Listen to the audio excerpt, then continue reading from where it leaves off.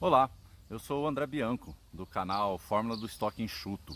Sou o criador da fórmula e nesse vídeo eu quero contar um pouco da minha trajetória profissional.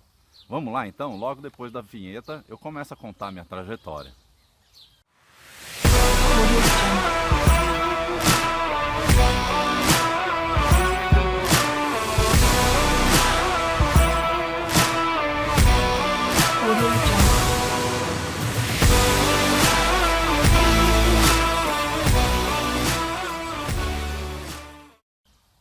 Então, eu formei em engenharia em Bauru, só que eu dificilmente trabalhei com engenharia.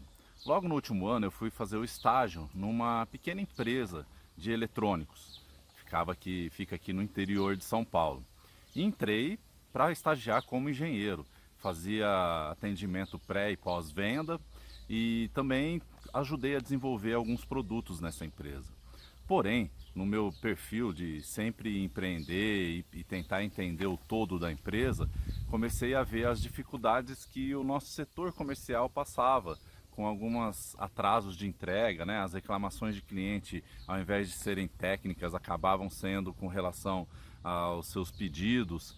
Então eu comecei a observar que aí tinha uma oportunidade de melhorar, né, os resultados da empresa. E comecei a observar que a gente já precisava de melhorar a linha de produção, fazendo uma linha mais sequencial, né, para a gente poder aplicar conceitos de logística enxuta, né, de produção lean. Mas o que eu achei mais interessante é que se produzia pedido a pedido, não fazia um planejamento do que se vendia mais, né, ou juntar os pedidos para poder fazer um lote maior de cada produção. Era uma coisa bem, eu diria, sem menosprezar, mas amadora. Então comecei a montar algum modelo de gestão melhor, né? Comecei a montar um modelo de gestão melhor para a empresa, juntando os pedidos, fazendo uma previsão daqueles itens, daqueles produtos que mais saíam, e a gente até providenciei um estoque super pequeno, eram 4, 5 prateleiras só, que a gente não trabalhava praticamente com nada, e começamos a produzir e melhorar a velocidade de produção. Com isso a gente não precisou de repor por saídas de alguns funcionários que sempre tem, né, esse giro nas empresas, e a gente conseguiu melhorar não só a entrega, como também o custo dos produtos. E com coisas simples, o nosso estoque ele tinha um giro muito alto. Só que o nosso prazo de entrega de uma média de 30, 45 dias passou a ser, em alguns casos, até de imediato, a pronta entrega. E os clientes começaram a confiar mais e melhorar nas solicitações de pedidos. Então isso também trouxe um resultado bem bacana. Então, já comecei a utilizar conceito de melhoria de layout. A gente tinha um layout que não facilitava o fluxo de produção, né? A gente tinha alguns espaços desperdiçados que a gente, na hora que a gente organizou o layout, sobrou para poder providenciar esse estoque de produtos ali com maior giro. Enfim, foram algumas melhorias simples que a gente consegue implantar sem precisar de investimentos altos, sem precisar de projetos aí, vamos dizer, super complicados, né? Super que precisa de uma equipe grande, nem nada. Às vezes é como eu sempre digo, são soluções simples, que não são fáceis, mas são simples. E com isso a gente conseguiu melhorar a venda, tudo. E aí eu já comecei a observar, né, que existia um ramo, eu ainda não sabia nomear ele, né, mas era o ramo de logística, e pensando, como eu já pus um post, que a logística não é só transporte, ela envolve muito mais, ela envolve eu garantir que o produto certo vai chegar no tempo certo, na quantidade certa, no lugar certo. Então isso tudo envolve toda a cadeia de suprimentos. E ali eu já vi que não tinha uma preocupação em ter um profissional específico para cuidar dessas operações. Enfim, aí eu resolvi partir para o empreendedorismo e abrir a minha empresa, abrir uma indústria de fábrica descartável, e ali eu tive uma oportunidade de conhecer realmente a cadeia como um todo. Desde você desenvolver o produto, desenvolver a tua estratégia comercial, desenvolver como é que vai ser sua linha de produção, todo o logo, toda a logomarca que precisa de ser pensada nisso, enfim. E nessa empresa eu fiquei por 5 anos com ela, a minha produção era bem enxuta, a gente tinha um estoque super enxuto. Ali eu já comecei a ver que era importante ter um modelo de compra, né? Vamos dizer, que você define o que você vai vender, e a partir do que você definiu o que vai vender, você sabe quais as matérias-primas que você vai comprar. E ali eu achei algumas técnicas para conseguir fazer esse planejamento sem ter previsões históricas, né? Então eu estava iniciando o trabalho, então eu fiz um levantamento pelo IBGE do número de nascimentos, fiz uma pesquisa com várias mães para saber quais os tamanhos que se usava em quais épocas da fase da criança, e ali eu consegui achar uma proporção de quanto que se vendia, quanto se consumia mês a mês, né, de fralda para cada criança, e consegui achar uma proporção onde eu definia que eu ia produzir X% da P, X da M e da G, que eram as que mais saíam, as que tinham mais produção, e mais um tanto da Extra G. Então isso fazia com que a gente não ficasse com estoques de tamanhos que não tinham muito giro, como era o caso dos de tamanho P e Extra G. Então foi uma experiência super bacana, né? Tive a oportunidade, eu era o responsável também de fazer a compra, então dentro da logística a gente tem os suprimentos, ali eu consegui fazer parcerias que eram benéficas. Logo quando eu saí para vender o meu produto, o concorrente ele abaixou o preço, então eu tive que fazer negociações mais pesadas para conseguir reduzir o meu custo, e na verdade a minha necessidade nem era tanto de reduzir custo, acabei absorvendo essa vantagem, né, vamos dizer, de ter um custo mais baixo, mas o que aconteceu é que a estratégia do fornecedor foi diminuir a quantidade de fralda por pacote, e aí ele conseguiu reduzir o custo reduzindo a quantidade do produto, mas aí é outra discussão, né? Enfim, foram 5 anos super intensos, onde eu consegui também aprender muito sobre logística, né? Sobre toda a cadeia, desde do fornecimento da matéria-prima até a entrega no cliente. Foi uma experiência, eu acho que ímpar, que poucos profissionais conseguem ter, só que infelizmente com um final não tão feliz, né? Acabei fechando a empresa, ela não se viabilizou, infelizmente, apesar de ter uma estratégia comercial, eu não consegui acertar a mão com os profissionais para trabalhar nessa área, e aí a minha venda, por mais que eu tinha uma produção enxuta, tinha toda a operação funcionando de uma forma eficiente e eficaz, mas a parte comercial, que eu acredito que é um outro pé importante dentro de qualquer empreendimento, ele não funcionou e eu acabei precisando de fechar a empresa. E aí com isso voltei ao mercado, e como a minha experiência ali ainda era recente, só como proprietário, eu não tinha tanto contato, vamos dizer, para conseguir um emprego já numa posição mais alta. E aí batalhando, eu também tinha uma pretensão de continuar próximo à minha cidade, né, próximo da minha família, e aí consegui uma posição de analista de follow-up numa distribuidora de medicamento em Ribeirão Preto. E aí fui trabalhar nessa empresa. E lá já encontrei o mesmo fator ali que eu encontrei na primeira empresa, né, naquela de produto eletrônico. Não existia um gestor responsável pela operação logística, né? O que existia era uma responsável técnica que coordenava toda a distribuidora, mas ela tinha uma formação técnica em farmácia, né, que era necessário ter. Porém, ela não tinha um foco com a operação logística. A operação funcionava bem, tudo, mas tinha muitos furos, vamos dizer assim, muitas oportunidades de melhoria, porque o foco dela era mais na parte técnica farmacêutica. E não tem nada de errado nisso, né? Mas foi apenas uma oportunidade que eu vi ali de ajudar a empresa mais uma vez. Então, tanto que eu entrei como um analista de follow-up, na qual a minha função, de acordo com um consultor que estava prestando serviço na época, e ele tinha uma preocupação porque tinham muitas vendas que eram perdidas, né, pela empresa. E como é que eles analisavam essas perdas? O software que era usado no televendas, porque a venda era praticamente televendas, ele contemplava um campo onde o farmacêutico ligava para fazer o pedido, e conforme ele ia fazendo o pedido, o vendedor, né, na outra linha, ele ia passando, ó, esse material eu tenho, esse medicamento eu tenho, quantos que você vai querer? Ou, ó, esse eu não tenho, estou em falta, e aí você quer fazer o pedido para eu te entregar futuramente, e aí o farmacêutico normalmente não queria, mas aí o vendedor, ele tinha a orientação de anotar isso no outro campo. Então a gente conseguia ter em relatórios qual que eram os medicamentos e qual quantidade que a gente deixava de fornecer. E por que acontecia isso? A logística farmacêutica, ela é fenomenal. Ela é uma logística que realmente precisa de ser muito enxuta. Eu sempre expliquei que é a forma que eu enxergava como ela funcionava. A farmácia, ela funciona ao longo do dia, e eu entendo que eu nunca vi uma farmácia que tem estoque altos de medicamentos, de todos os medicamentos, né?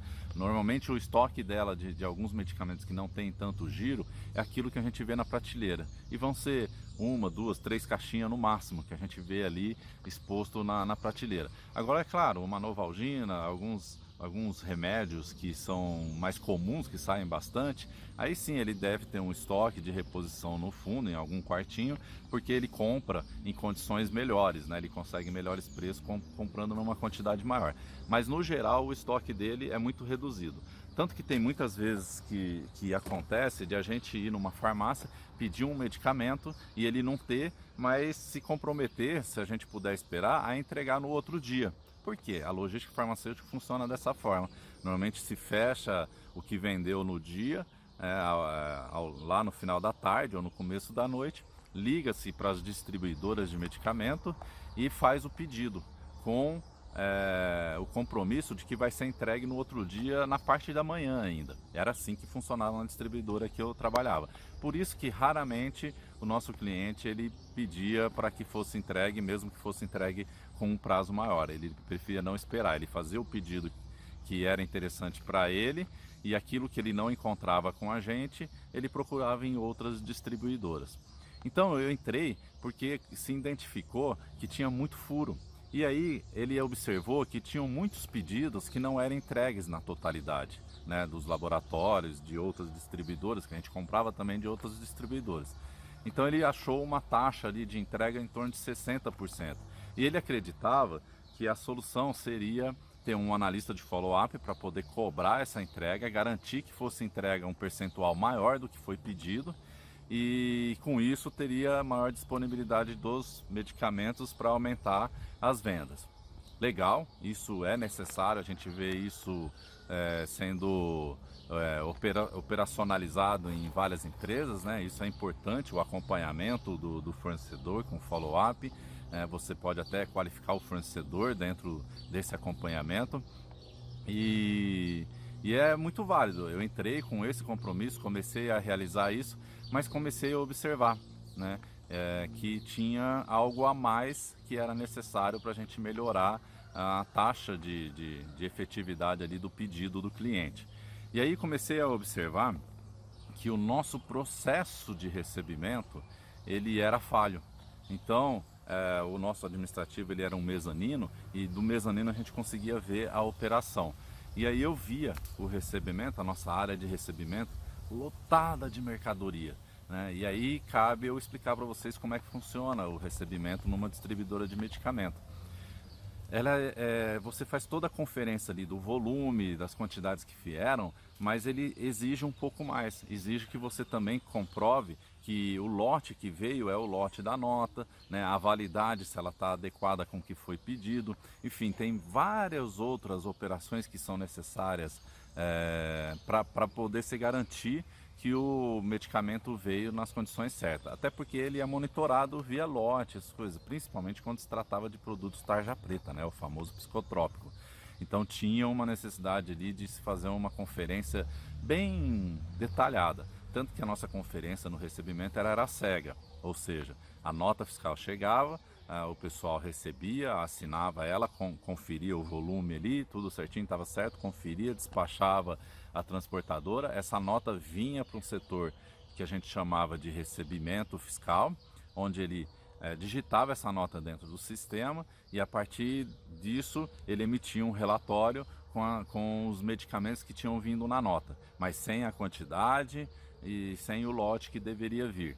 E aí a conferência tratava-se de pegar esses medicamentos, conferir a quantidade que vinha e informar no sistema qual a quantidade por lote, né, informar qual a validade do lote, e aí você fazer uma confrontação dessa informação com a informação da nota digitada via sistema e saía se tinha alguma divergência ou não. Se tivesse uma divergência, eles tentavam rever se não teve um erro ali na própria conferência até que desse certo, ou que realmente tivesse uma divergência e chamava o responsável por tratar essa divergência com o fornecedor. Então acontecia uma operação ali, eu via que o pessoal passava mais tempo recebendo e organizando onde ia colocar esses materiais que tinham recebido, esperando descer esse relatório, e muitas vezes eles tinham um paco de relatório ali para conferir, e eu vi que ali estava o problema. Comecei a investigar, né, peguei alguns itens que eu vi que estava zerado no estoque e comecei a olhar as notas que estavam aguardando a entrada e vi que muitos desses itens zerados estavam ali com a gente, só aguardando essa operação interna. Enfim, acho que era o pior dos mundos, né? Então a gente estava cobrando o fornecedor de entregar e a gente nem estava colocando para dentro do nosso sistema os materiais que já tinham sido entregues. Então, observei isso, expus isso para a coordenação, para o consultor e propus ajudar na melhoria dessa operação. E consegui aí já me destacar quando me deram a oportunidade de fazer a melhoria. E o que eu fiz? O primeiro passo foi, em conjunto com o setor de compras, organizar as entregas. Então, conversei com a equipe do recebimento e consegui com eles uma média de quantas notas, né, quantos medicamentos eles conseguiam fazer a conferência no dia. E a partir dessa conferência, a gente conseguia definir o quanto que adiantava chegar por dia. Não adiantava chegar mais que aquilo ali. Tanto que tinha situações que se recebia 1 milhão em mercadoria. E só conseguia dar entrada em torno de 200 mil. Então eu ficava assim, um dia eu recebia a minha capacidade para a semana inteira. Só que no outro dia vinha mais 100 mil, no outro dia às vezes não vinha nada, e no outro vinha mais 300, e isso ia juntando. Tanto que isso gerava vários outros problemas. Muitas notas a gente priorizava a entrada porque o vencimento estava para acontecer. Então você ia procurando, às vezes eram itens que você nem tinha tanta urgência, porque você ainda tinha um estoque ali armazenado para atender o cliente, mas você tinha que priorizar porque tinha uma questão financeira. Então olha a criticidade disso.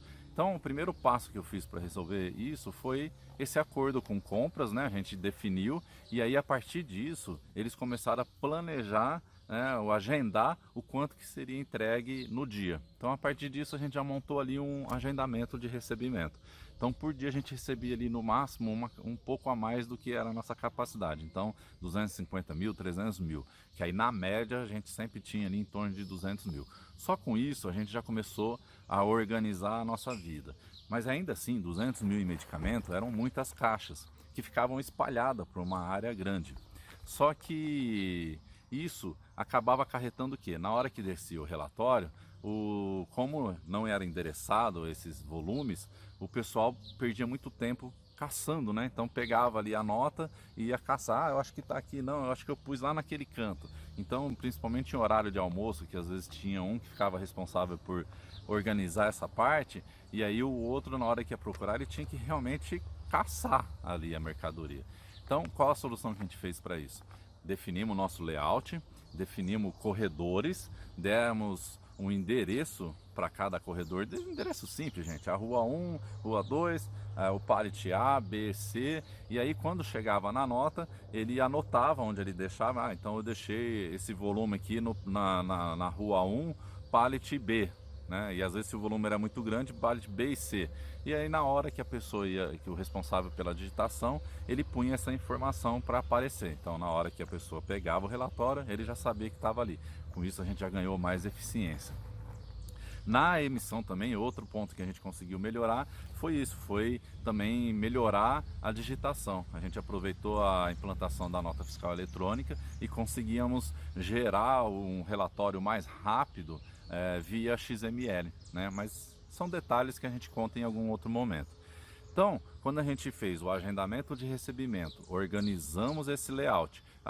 Uma coisa legal que fizemos, a gente pôs uma estante para poder armazenar também alguns volumes que eram pequenos. Então ele não ocupava os espaços do pallet que ficavam mais para os volumes mais altos. Então isso organizou de uma forma tal que até uma sugestão da coordenadora na época de montar uma segunda mesa de conferência foi descartada, porque passou a equipe que era responsável por isso a dar conta, que era a capacidade que ele tinha por dia. E quando tinha um volume maior, aí o pessoal da separação, que tinha uma ociosidade no início do dia, ajudava para poder conseguir melhorar essa operação.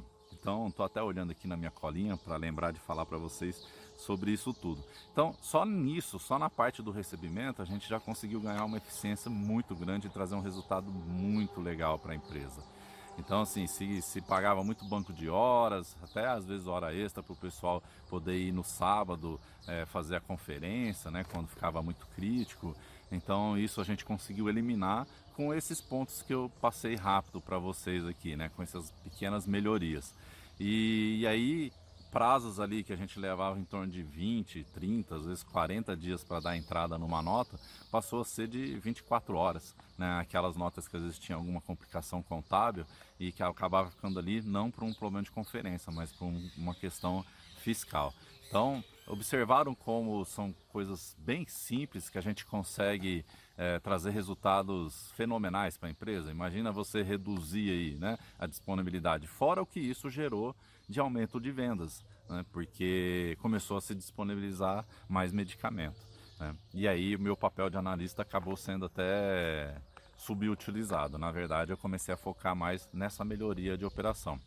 Com isso, eu ganhei espaço e até uma promoção, virei supervisor. Por isso que eu sempre digo que eu acredito que para a gente ser valorizado, ser reconhecido, é trazer resultado para a empresa, que de alguma forma ela vai te reconhecer. E se de repente ela não puder te reconhecer por N motivos, seja por política, seja pelo momento da empresa que às vezes está em crise e não tem condição de reconhecer, enfim, por N motivos, você no mínimo está enriquecendo o seu currículo para que numa entrevista você consiga se destacar e ganhar a vaga que você estiver concorrendo. Então fica a dica aí. Chega de mimimi e procure sempre entregar resultado, principalmente resultado a mais, aquele resultado que ninguém esperava. Porque nesse caso eu era um analista de follow-up, ninguém esperava que eu ia resolver um problema de entrada, né, um problema operacional. Eles imaginavam que eu ia resolver um problema de percentual de entrega do pedido do fornecedor. Agora imagina se eu foco só nisso e consigo aumentar ali uma média de 60% do que era entregue para 90%, 95%. Eu ia piorar o problema que já existia. Então a gente tem que ficar atento a qual que é a causa raiz. Então, um dos pontos ali que já me chamou a atenção nessa experiência foi isso, a gente não ter, a empresa não tinha dentro da estrutura um gestor, né, uma pessoa responsável por melhorar essa operação, pessoas que fossem capacitadas. A empresa até fornecia alguns treinamentos, pelo menos depois que eu entrei, eles começaram a fornecer treinamentos de gestão de estoque. Fiz um curso ali muito bacana, né, que me trouxe vários conhecimentos que em outro momento eu vou dividir com vocês.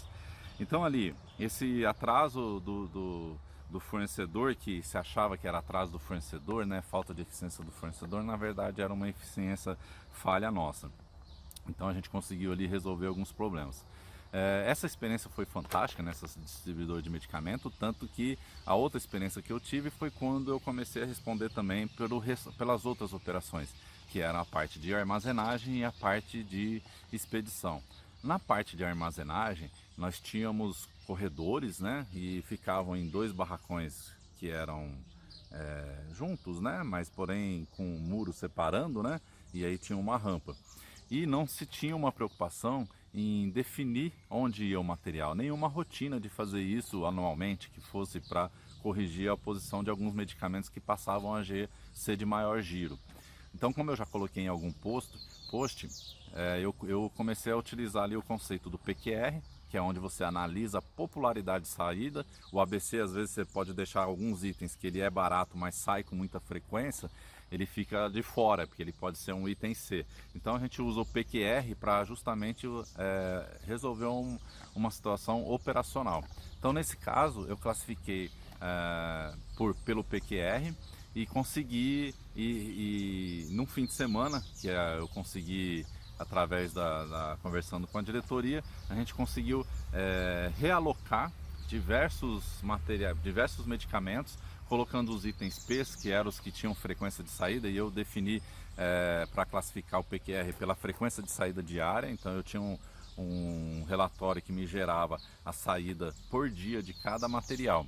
E aí aqueles materiais que saíam todos os dias, independente da quantidade, eu pus ele no barracão que era próximo à expedição.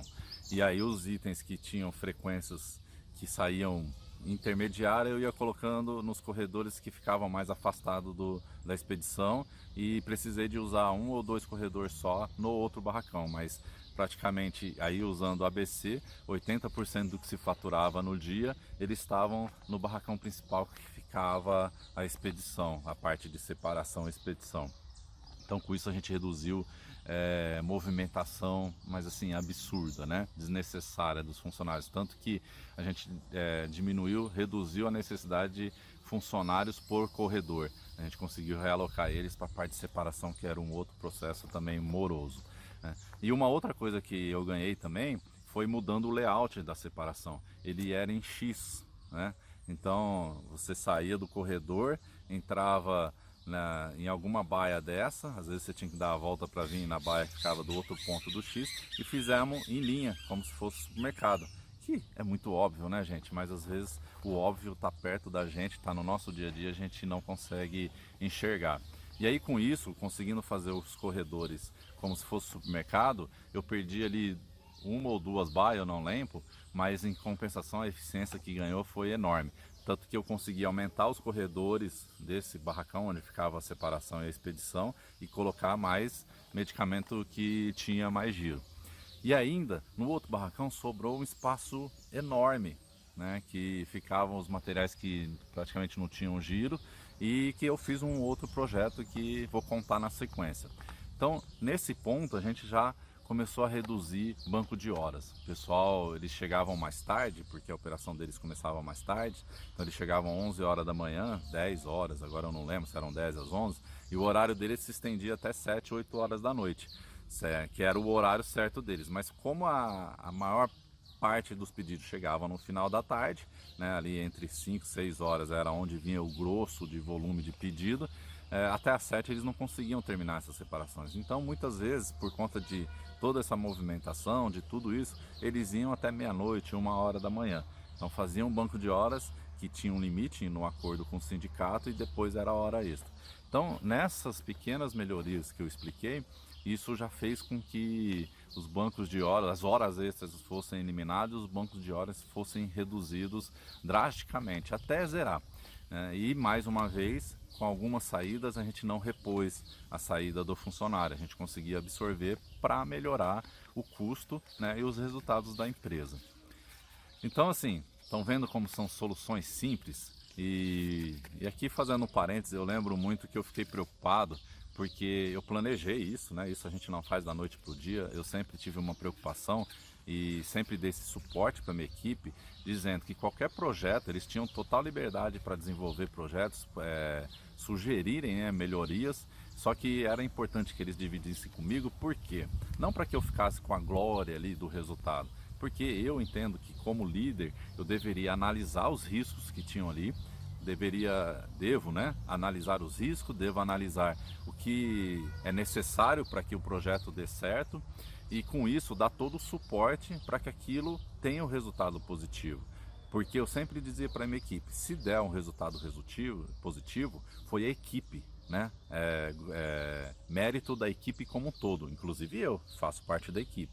Agora, se tivesse alguma coisa que desse errado, um resultado negativo, que a diretoria fosse chamar a atenção, aí a responsabilidade é só minha, porque eu que tenho esse compromisso como líder de conseguir enxergar onde tem risco, e a partir do momento que eu assumo que vai ter um risco grande de dar errado, se der errado, sou eu que devo assumir, que às vezes não é o que a gente vê aí no dia a dia. A gente vê líderes que veem até funcionários que desenvolvem alguma coisa sem nem pedir nada, que dá certo, e na hora que dá certo ele aparece, né? E na hora que dá errado ele até às vezes manda embora a pessoa que tentou tomar aquela iniciativa.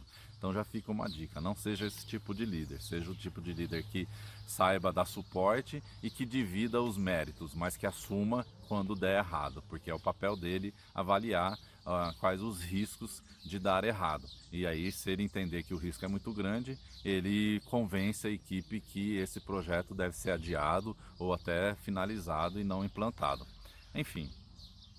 E aí, o caso que eu estava comentando, né? Eu lembro que a equipe, eles tinham essa preocupação, esse problema, né, de banco de horas, de ir embora muito tarde para casa.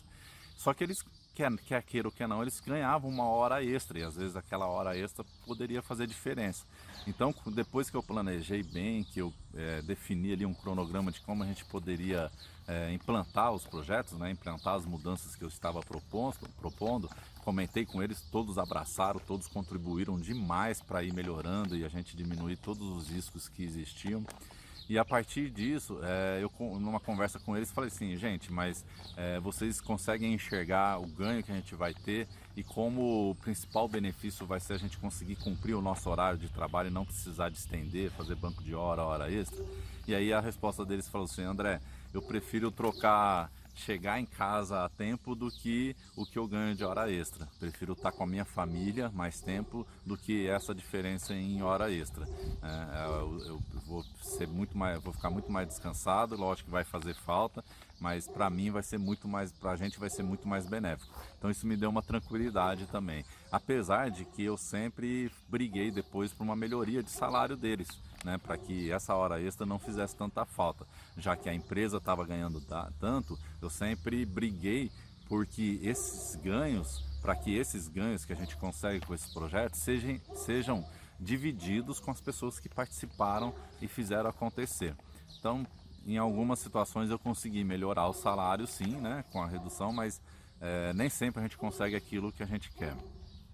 Então a gente implantou isso e aí surgiu mais um problema, né? A parte de separação a gente fazia um double check, então não tinha muito o que fazer, né?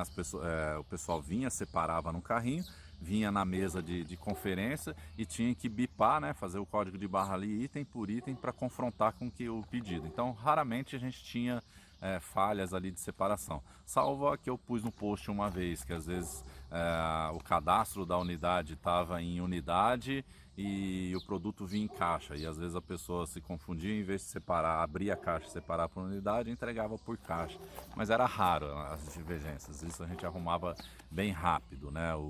A nossa curiosidade de inventário era acima de 98%. Mas a gente tinha um outro problema ainda, que ainda o pessoal ainda demorava e ainda fazia algum banco de hora nessa época. Que era o quê? Muitas vezes eles chegavam no box, porque a gente definia ali uma quantidade no box ali, que eles punham, eles definiam, falavam assim, esse produto sai bastante, a gente vai usar 2 boxes para armazenar ele. Só que às vezes entrava um pedido que os 2 boxes acabavam e ele tinha que ir, e aí tinha o responsável do corredor. Ele procurava onde tinha a caixa com mais daquele medicamento para ele poder pôr dentro do box e continuar ali o dia a dia dele. E aí, como a gente tinha uma questão de segurança, porque normalmente se punha a caixa em cima, né, da prateleira e aí subia nas prateleiras, a gente sabe que raramente o pessoal ia lá pegar uma escada para poder fazer a coisa certa, vamos dizer. E aí, para evitar isso, eles às vezes colocavam em porta-pallets que ficavam mais afastados. E aí era aquela perda de tempo para encontrar essa caixa, voltar, enfim, tudo isso, né? Então, o que a gente fez? A gente propôs um projeto de caixa, que eu chamei de caixa fechada. Então, o projeto consistia o que? Essa área que sobrou, a gente organizou ela, isolou ela do restante e definimos 2 colaboradores que ficaram responsáveis por alimentar essa área. E aí, junto com a TI, a gente desenvolveu um mini WMS, vamos dizer assim. Então, a gente, baseado no histórico, definimos um mínimo e um máximo que deveria ser abastecido, um mínimo que deveria ser abastecido no box, e aí eu considerei ali um mínimo de uma média para que suportasse 3 dias e ficasse com no máximo 5 dias dentro do box. Então todo dia de manhã a gente rodava esse sisteminha, ele olhava o saldo que tinha no endereço do box, e aí então o item ia ter 2 endereços, né? Às vezes até 3. O do box, que era o principal, e os outros que eram do excesso, vamos dizer, do estoque mesmo, que ficava nessa área que a gente chamou de caixa fechada.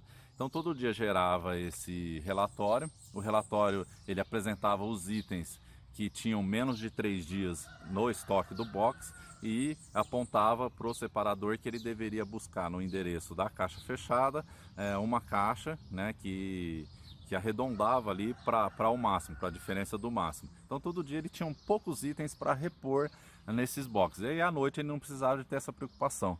Eu não me lembro de nenhuma vez ter precisado de buscar isso à noite. Né? E mesmo que tivesse que buscar, na verdade na hora que imprimia o pedido ele saía com o endereço da caixa fechada, né? Então também ficava fácil de achar.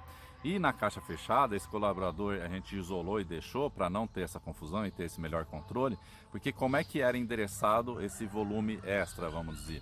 Então, na hora que fazia a conferência, se o que eu tinha, todo o estoque que eu tinha em caixa fechada, que vinha em caixa fechada, ele ia para esse estoque de caixa fechada, independente se o box estava vazio ou não. Então, na hora que chegava essas caixas, fazia a conferência, na hora que liberava ele estava numa área e a pessoa que era responsável por armazenar essas caixas fechadas pegava e aí ela com um cartão, cada endereço dessa caixa fechada, a gente usou o conceito de endereçamento dinâmico, né? Ele não era estático. Então ele pegava o endereço através de um cartão, ia no sistema e transferia do recebimento para esse endereço específico que ele escolheu e armazenava ali. Então a entrada já tinha o endereço definido, por isso que a gente tinha esse controle. Acho que deu para entender, né? Num outro vídeo eu explico mais detalhe para não ficar muito longo esse. Então, mais essa melhoria, aí com isso, gente, a gente eliminou o banco de horas. Na verdade, alguns funcionários que às vezes ficavam em corredores ali, que não tinha tanta saída de pedido, tudo, acabava indo mais cedo para casa e começou a ter banco de horas negativo. Então ele começou a ter que arrumar algumas tarefas para ele, para poder cumprir a carga horária, né? Porque ele estava começando a sair mais cedo e aí tem um problema de banco de horas negativo. Enfim, ali ainda tinham várias outras melhorias que a gente poderia fazer. A gente não tinha um inventário rotativo, a gente tinha um inventário que era feito a cada 6 meses, né? Ou então dentro de uma necessidade, mas não era um inventário rotativo, que era um outro projeto que eu estava desenvolvendo. Mas em busca de um crescimento profissional, eu me limitei nessa empresa, não cresci mais, e aí como eu sempre falo, às vezes a empresa, naquele momento, a política da empresa, eles não tinham gerência dentro da empresa, então eu não tinha como crescer mais profissionalmente dentro da empresa, o meu salário já estava num limite que a empresa suportava, eu me coloquei à disposição do mercado novamente e tive a oportunidade de ir trabalhar. Deixa eu ver se eu esqueci alguma coisa. Não, acho que eu falei sobre tudo, né? Importante aí, eu mostrei que quando a gente fez toda essa organização da caixa fechada, a gente resolveu um problema de segurança do trabalho, que eram as caixas que ficavam em locais perigosos e o pessoal, às vezes na correria, tinha risco de sofrer algum incidente. Enfim. E aí surgiu para mim a oportunidade de ir trabalhar numa multinacional no setor sucroenergético. E aí eu fui trabalhar com uma outra realidade, aí trabalhar com estoques que a gente chama de MRO, né?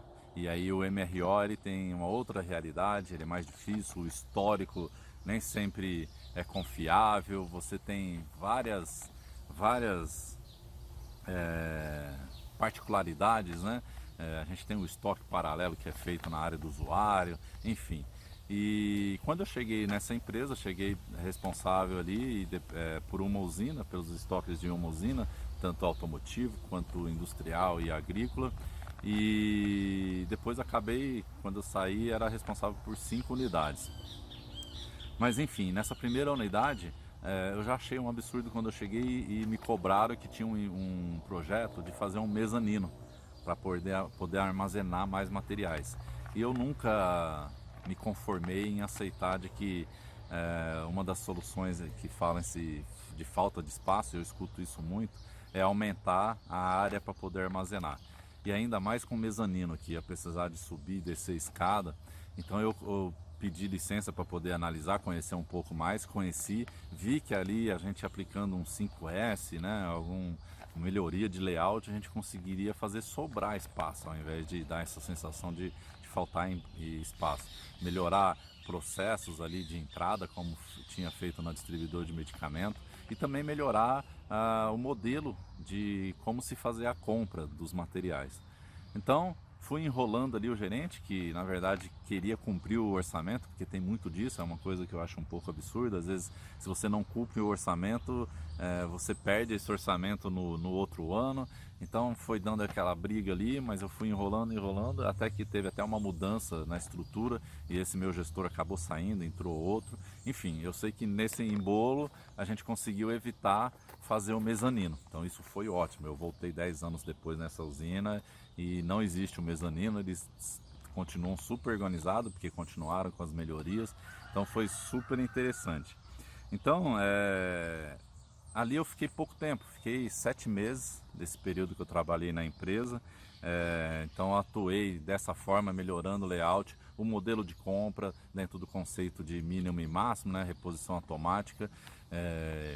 E aí melhorando bastante também contato com o usuário, né, e nesse tipo de setor, nesse tipo de empresa, um dos grandes ganhos que a gente tem, que eu acho que em qualquer empresa a gente tem, mas nessa daí em específico, um dos grandes ganhos foi a aproximação com a área usuária, principalmente na área agrícola, né? A gente começou a conversar para ver realmente o que precisaria de insumo, e a gente mostrando a realidade que não adiantava pedir um volume alto, era uma questão da gente ter uma garantia do fornecimento do fornecedor ali e ter um estoque de segurança, mas que não precisava de ser um exagero.